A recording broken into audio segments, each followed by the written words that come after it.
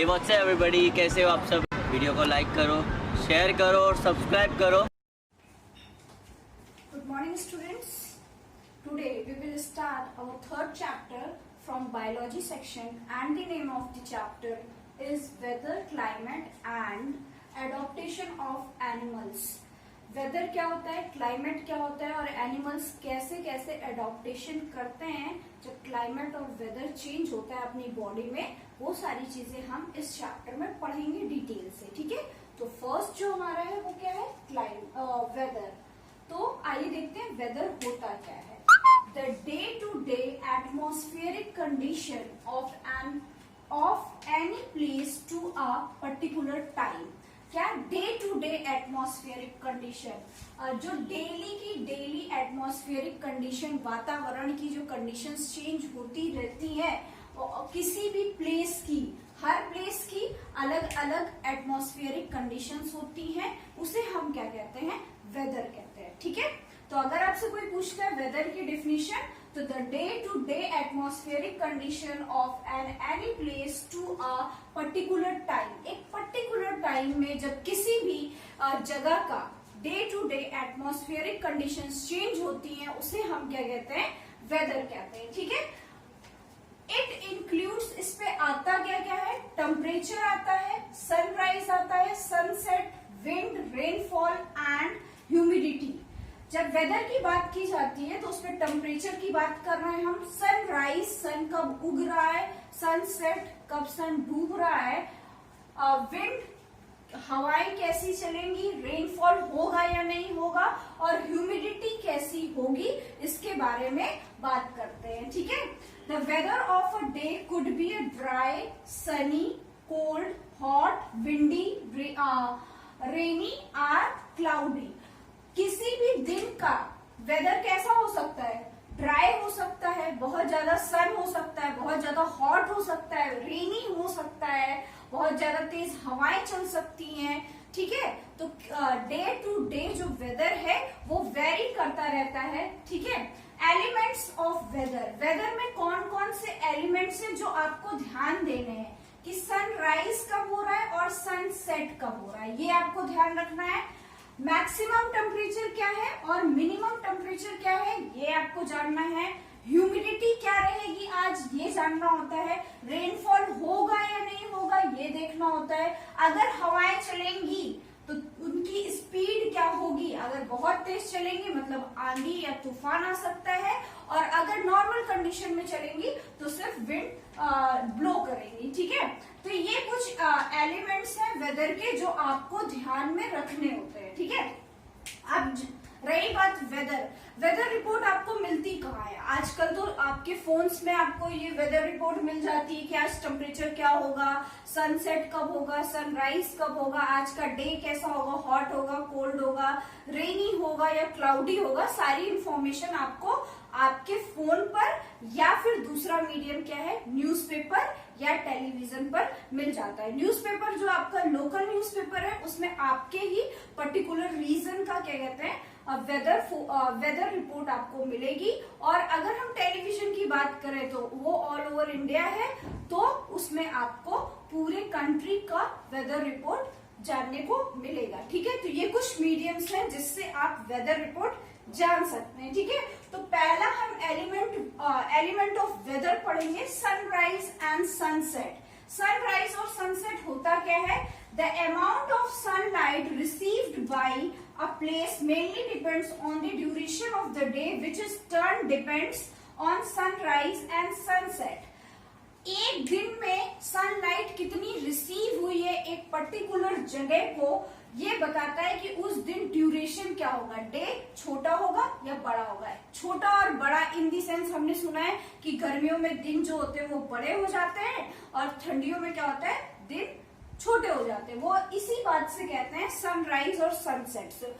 Timing same चलती है। होता क्या है कि जब गर्मियां होती हैं तो सनसेट जो है वो देर से होता है, 6-7 बजे भी आपको बाहर उजाला दिखेगा। लेकिन जब ठंडियां होती हैं उस टाइम पे क्या होता है, जो सनसेट होता है वो बहुत जल्दी हो जाता है। आप 5-5:30 बजे 6 बजे निकलोगे तो बाहर क्या दिखेगा आपको, अंधेरा दिखेगा, ठीक है।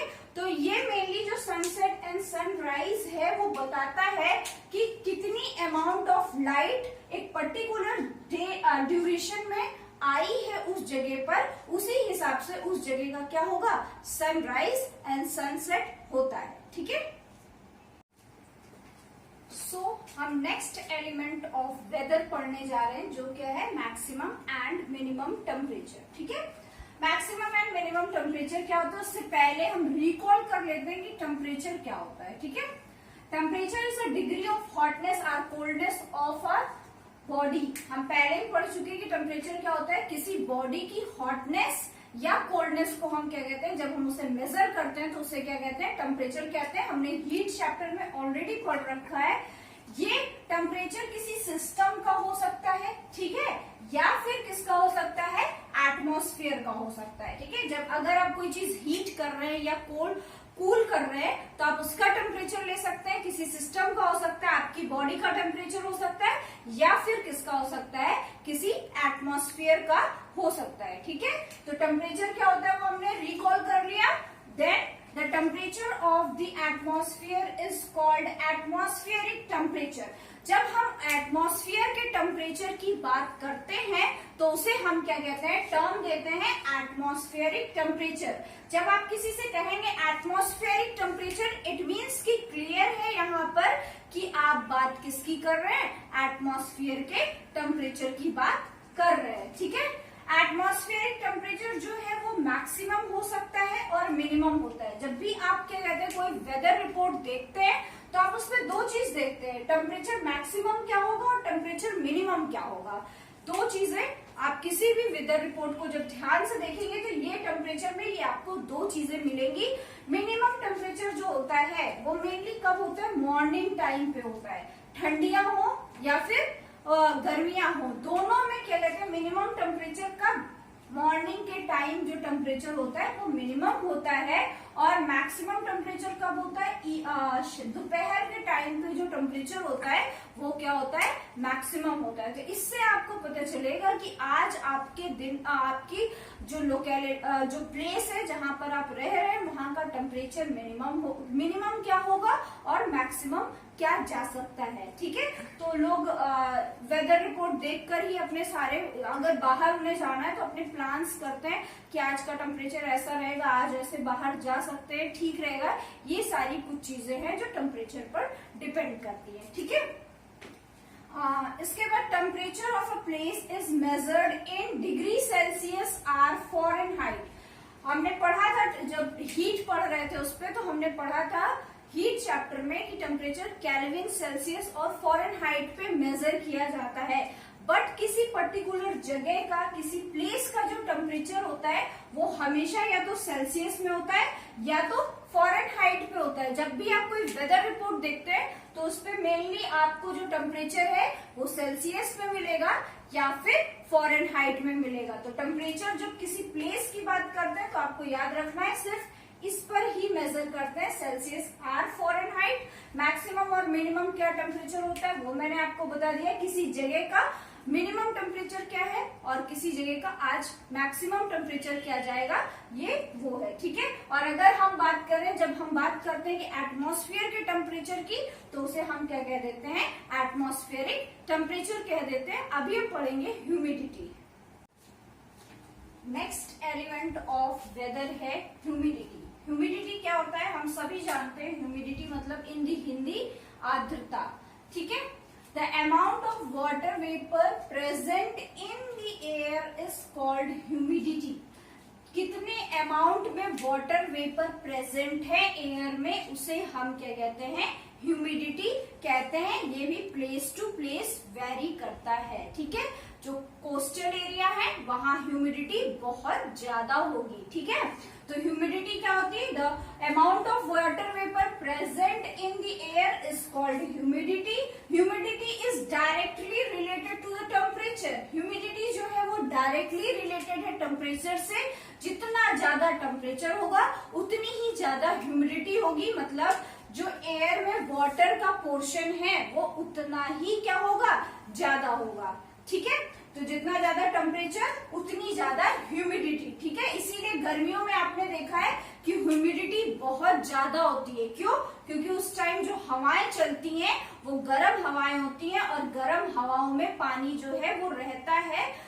और as compare to the cold airs, cold airs में क्या होता है, जब ठंडियों का टाइम आता है तो ह्यूमिडिटी बहुत कम होती है, जिसकी वजह से आपने देखा है कि आपकी जो स्किन है वो ड्राई करती है। वो इसीलिए ड्राई करती है क्योंकि जो एयर में वाटर वेपर है वो बहुत कम है, जिसकी वजह से आपकी बॉडी में क्या दिखता है, ड्राइनेस दिखता है। वहीं गर्मियों में एयर में वाटर वेपर बहुत ज्यादा है, जिसकी वजह से ये ड्राइनेस का जो प्रॉब्लम है वो गर्मियों में नहीं दिखता है, ठीक है।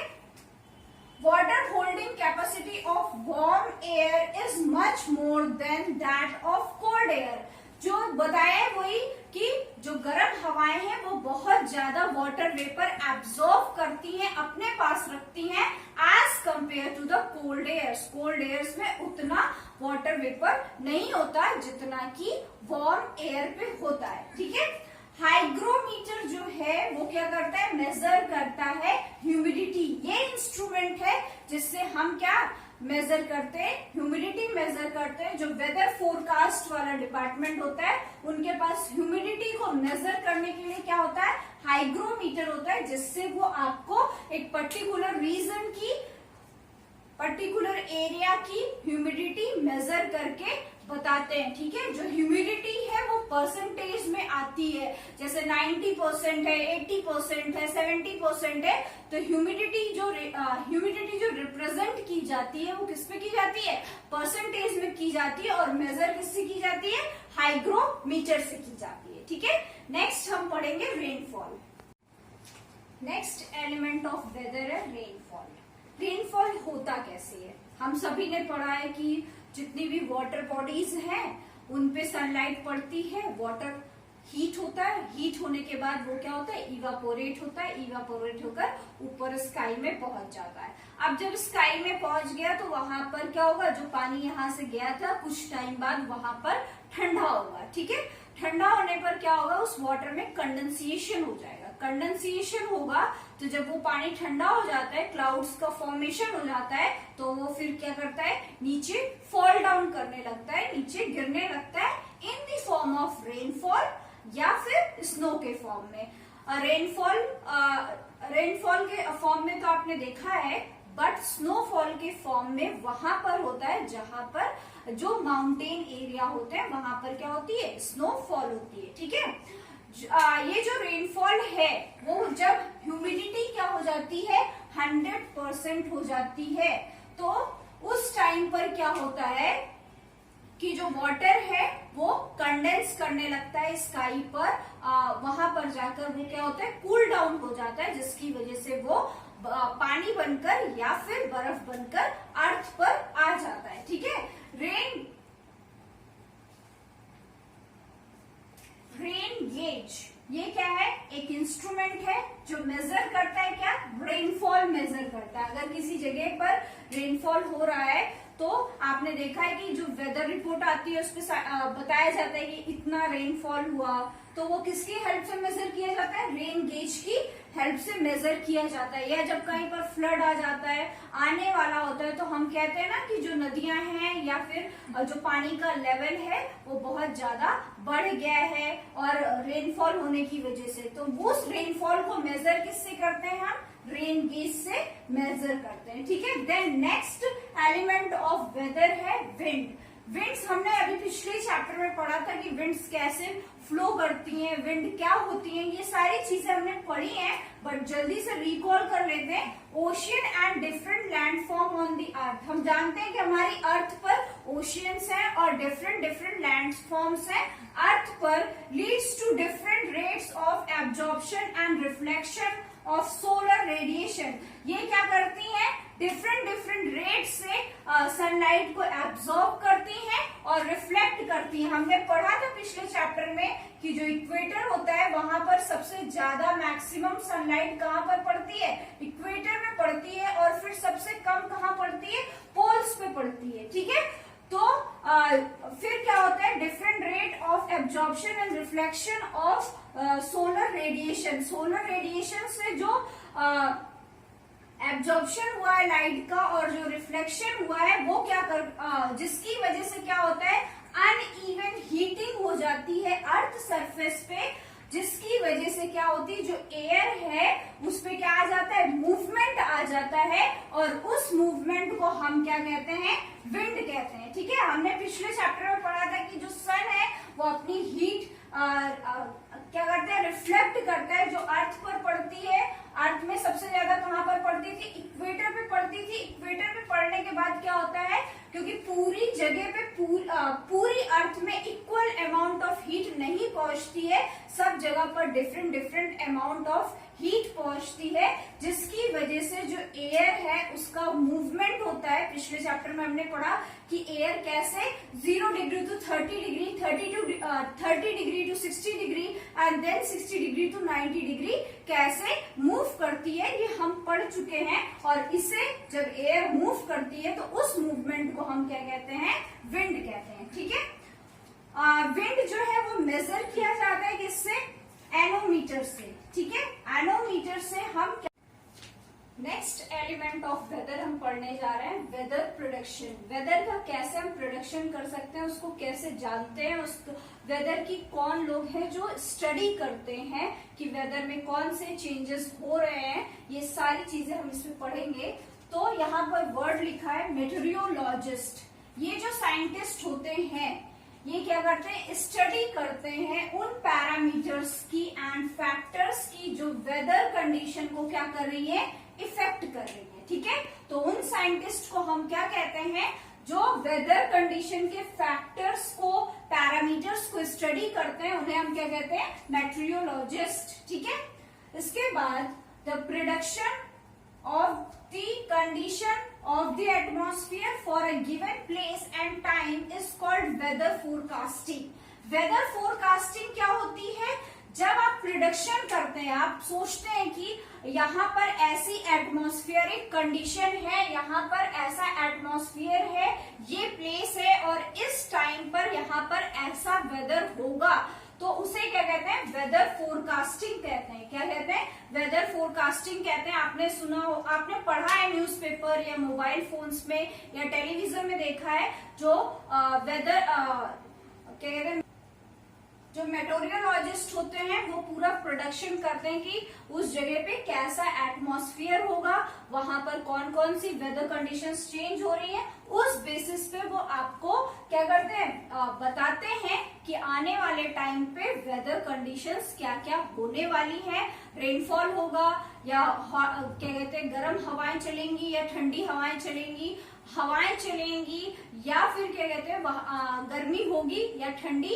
ये सारी चीजें आपको बताई जाती हैं। ठीक है, तो जब ऐसा प्रिडिक्शन कर लिया जाता है किसी जगह का एक गिवन टाइम पर एटमॉस्फेयर को, उसे हम क्या कहते हैं, वेदर फोरकास्टिंग कहते हैं। ठीक है, अब आपको यहाँ पर इस वीडियो के बाद में आपको लेट्स ट्राई फर्स्ट मिलेगा, उस लेट्स ट्राई फर्स्ट को आप कंप्लीट करेंगे अपनी कॉपी में। ठीक है, अब हम अपने नेक्स्ट वीडियो में मिलेंगे नेक्स्ट टॉपिक के साथ, जो कि क्या होगा,